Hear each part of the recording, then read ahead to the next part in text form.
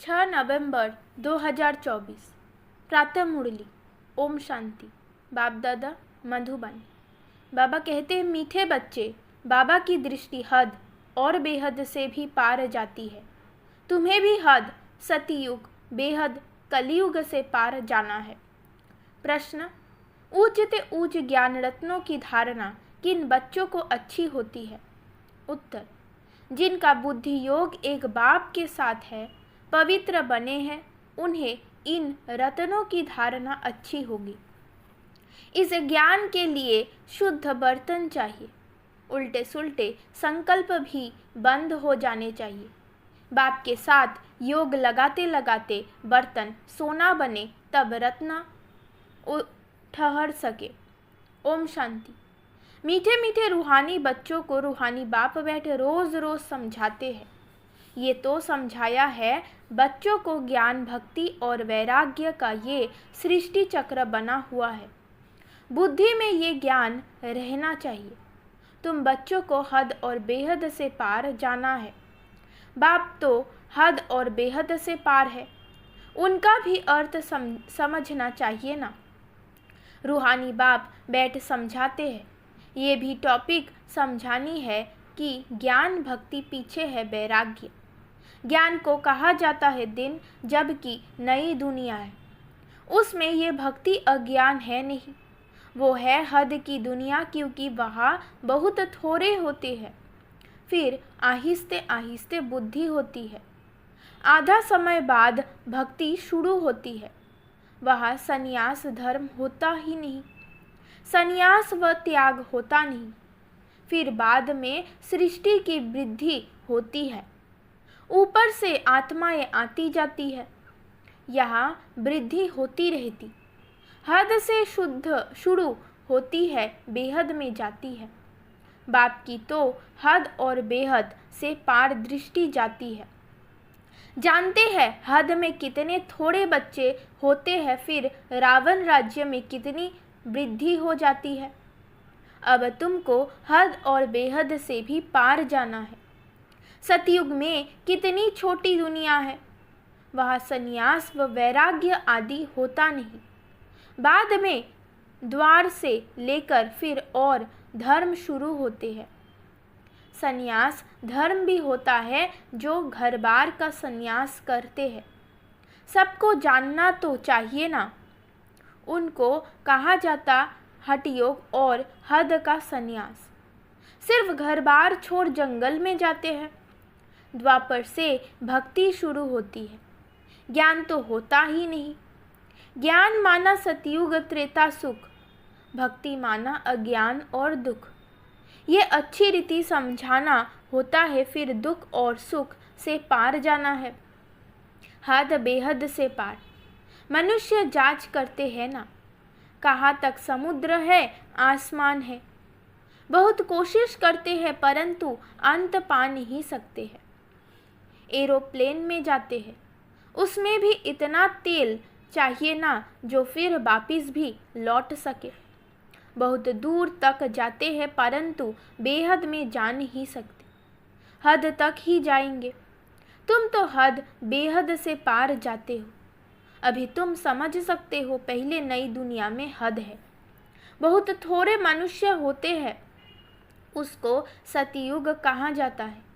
तुम बच्चों को रचना के आदि, मध्य, अंत की नॉलेज होनी चाहिए ना। ये नॉलेज और कोई में है नहीं। तुमको समझाने वाला बाप है, जो बाप हद और बेहद से पार है और कोई समझा ना सके।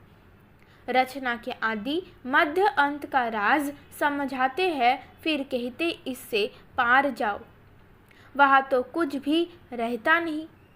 कितना भी दूर जाते हैं, आसमान ही आसमान है। इनको कहा जाता है हद बेहद से पार। कोई अंत नहीं पा सकते, कहेंगे बेअंत। बेअंत कहना तो सहज है, परंतु अंत का अर्थ समझना चाहिए। अभी तुमको बाप समझ देते हैं। बाप कहते हैं, मैं हद को भी जानता हूँ, बेहद को भी जानता हूँ। फलाने फलाने धर्म, फलाने फलाने समय स्थापन हुए हैं।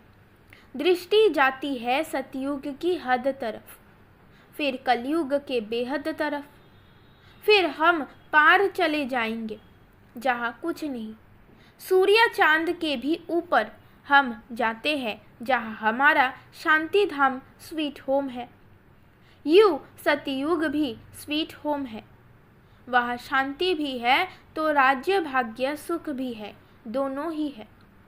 घर जाएंगे तो वहाँ सिर्फ शांति होगी, सुख का नाम नहीं लेंगे। अभी तुम शांति भी स्थापन कर रहे हो और सुख शांति भी स्थापन कर रहे हो। वहाँ तो शांति भी है, सुख का राज्य भी है। मूल वतन में तो सुख की बात नहीं। आधा कल्प तुम्हारा राज्य चलता है, फिर आधा कल्प के बाद रावण का राज्य आता है। अशांति है ही 5 विकारों से। 2500 वर्ष तुम राज्य करते हो, फिर 2500 वर्ष बाद रावण राज्य होता है। उन्होंने तो लाखों वर्ष लिख दिया है, एकदम जैसे बुद्धू बना दिया है। 5000 वर्ष के कल्प को लाखों वर्ष कह देना बुद्धूपना कहेंगे ना। जरा भी सभ्यता नहीं है। देवताओं में कितनी देवी सभ्यता भी थी, वो अब असभ्यता हो पड़ी है। कुछ नहीं जानते, आसुरी गुण आ गए हैं। आगे तुम भी कुछ नहीं जानते थे। काम कटारी चलाए आदि मध्य अंत दुखी बना देते हैं, इसलिए उनको कहा ही जाता है रावण संप्रदाय।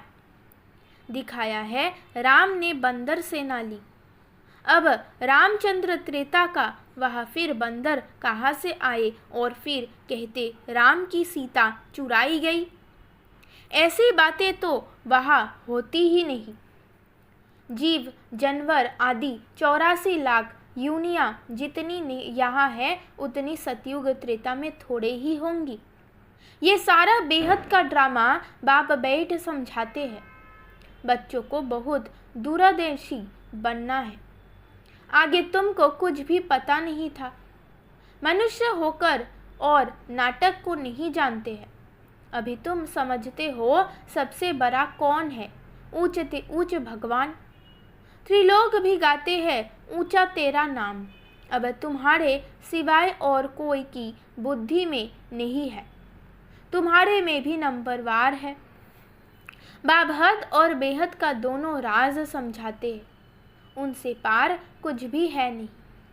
वो है तुम्हारे रहने का स्थान, जिसको ब्राह्मण भी कहते हैं।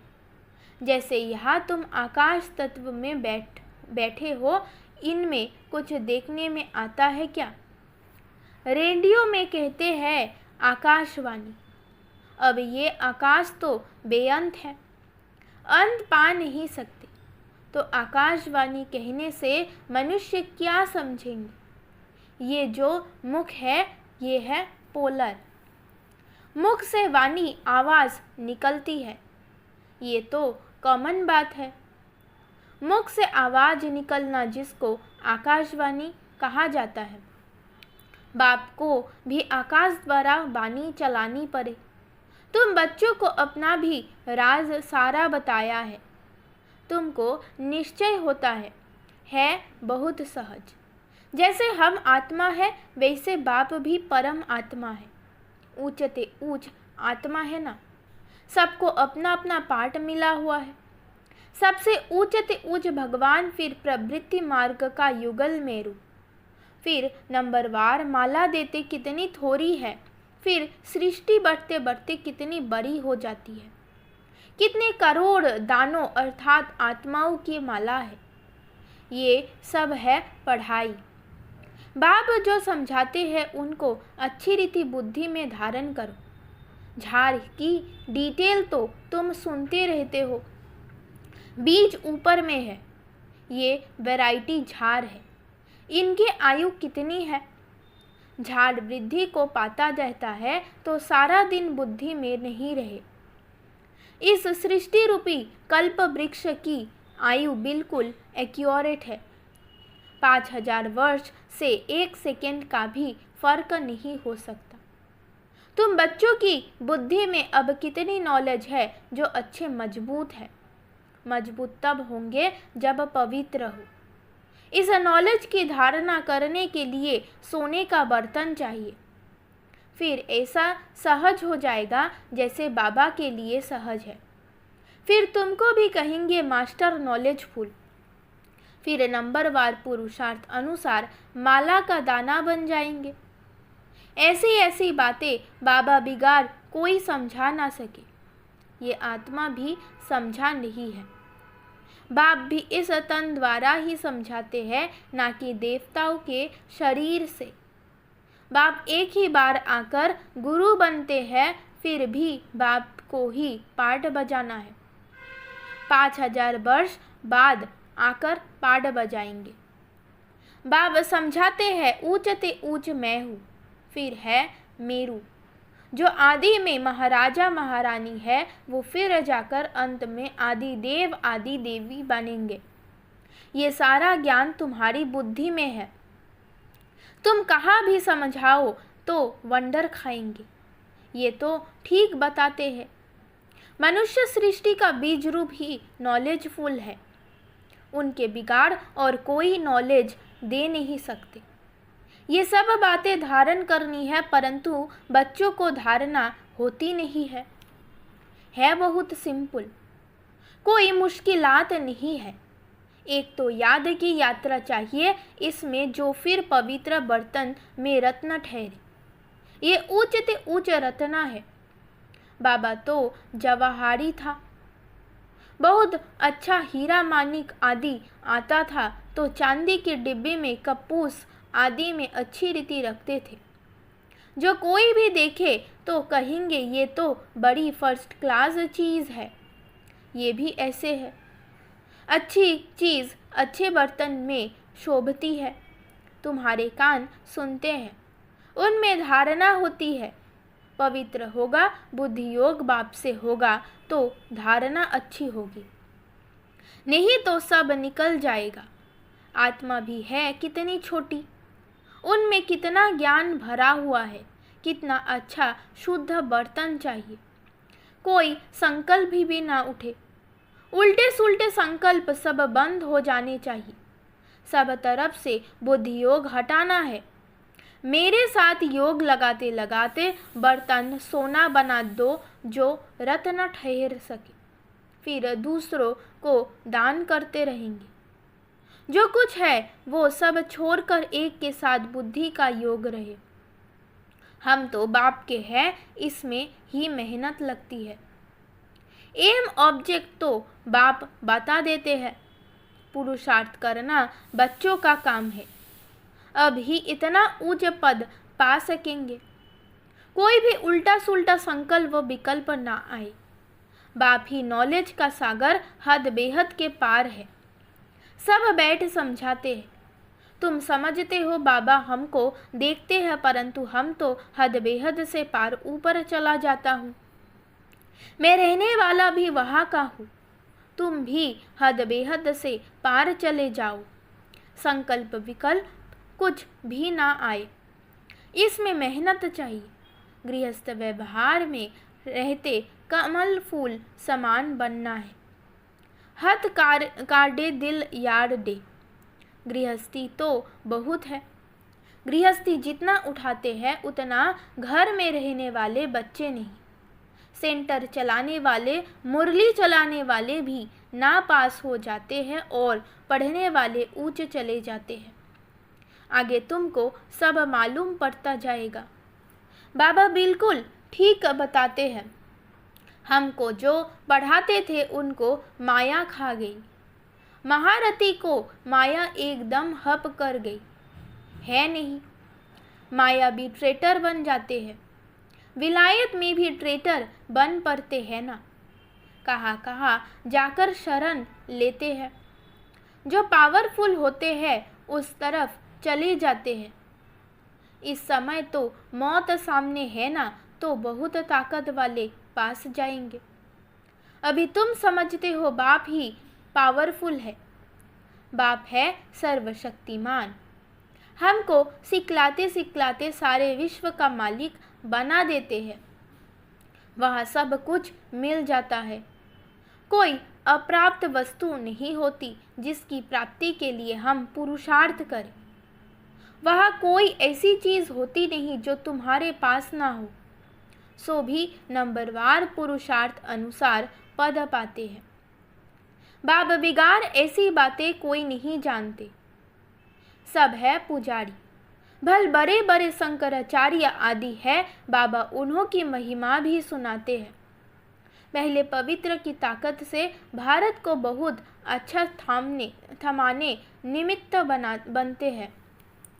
सो भी जब सतो प्रधान होते हैं। अभी तो तमो प्रधान है, उनमें क्या ताकत रखी है।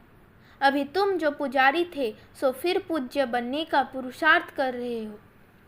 अभी तुम्हारी बुद्धि में सारा ज्ञान है। बुद्धि में धारणा रहे और तुम समझाते रहो। बाप को भी याद करो। बाप ही सारे झाड़ का राज समझाते हैं। बच्चों को मीठा भी ऐसा बनने का है। युद्ध है ना, माया के तूफान भी बहुत आते हैं। सब सहन करना पड़ता है। बाप की याद में रहने से तूफान सब चले जाएंगे। हाथ मताई का खेल बताते हैं ना। मुहरा डालते थे, माया चली जाती थी। मुहरा निकालने से ही माया आ जाती है। छुई मुई होती है ना। हाथ लगाओ तो मुरझा जाते हैं। माया बड़ी तीखी है। इतना उच्च पढ़ाई पढ़ते पढ़ते बैठे बैठे गिरा देती है। इसलिए बाप समझाते रहते हैं, अपने को भाई भाई समझो तो फिर हद बेहद से पार चले जाएंगे। शरीर ही नहीं तो फिर दृष्टि कहाँ जाएगी। इतनी मेहनत करनी है, सुनकर फा नहीं हो जाना है। कल्प कल्प तुम्हारा पुरुषार्थ चलता है और तुम अपना भाग्य पाते हो। बाप कहते हैं, पढ़ा हुआ सब भूलो, बाकी जो कभी नहीं पढ़े हो वो सुनो और याद करो। उनको कहा जाता है भक्ति मार्ग। तुम राज ऋषि हो ना, जटाएं खुली हो और मुरली चलाओ। साधु संत आदि जो सुनाते हैं वो सब है मनुष्यों की मुरली। ये है बेहद के बाब तुमको मिलता है इस संगम युग पर, और बाप ही देने वाला है। अच्छा, मीठे मीठे सिक्की लदे बच्चों प्रति माता पिता बाप दादा का याद प्यार और गुड मॉर्निंग। रूहानी बाप की रूहानी बच्चों को नमस्ते। धारणा के लिए मुख्य सार। नंबर 1, बुद्धि में ज्ञान रत्नों को धारण कर दान करना है। हद बेहद से पार ऐसी स्थिति में रहना है जो कभी भी उल्टा सुल्टा संकल्प व विकल्प न आए। हम आत्मा भाई भाई है, यही स्मृति रहे।